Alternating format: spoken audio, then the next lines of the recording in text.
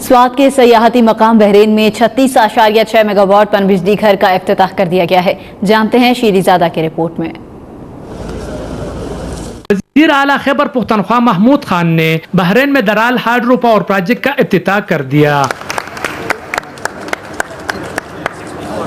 اس project سے 36.6 mega what بجلی پیدا ہوگی۔ منصوبے سے صوبے کو سالانہ 1 ارب 10 کروڑ روپے کا منافع ہوگا۔ الحمدللہ یہ کمپلیٹ ہو گیا ہے اور ہم اپنے دور میں ایک مٹلتان والا اور دوسرا انشاءاللہ کالام والا ہم مکمل کروائیں گے، اور جو ہماری حکومت کی پروونشل گورنمنٹ کی، میں نے کہا تھا کہ انشاءاللہ انرجی ایسا سیکٹر ہے کہ اسے ہم ریونیو جنریٹ کر سکتے ہیں، تو اس انشاءاللہ 1 ارب 10 کروڑ روپے صوبے کے خزانے میں جمع ہوگی۔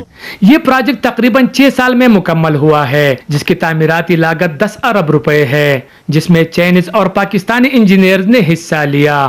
چائنا کے کنٹری ڈائریکٹر کا کہنا تھا کہ یہ ہم سب کی مشترکہ کوششوں کا ثمر ہے۔ We are very grateful and for the supporting for the federal government and also KPK government, and they're supporting, and it's a joint efforts. اس ہائیڈرو پاور پروجیکٹ سے 6 میگا واٹ بجلی مقامی سطح پر تقسیم کی جائے گی۔ وزیر اعلیٰ کے پی کہتے ہیں کہ خالی خزانہ ملا ہے، آئندہ بجٹ سخت ہوگا۔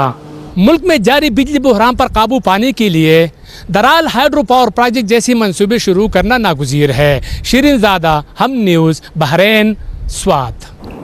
اسٹیٹ بینک آف پاکستان نے آئندہ 2 ماہ کے لیے مانیٹری پالیسی کا اعلان کر دیا۔ شرح سود میں 1% اضافہ کیا گیا۔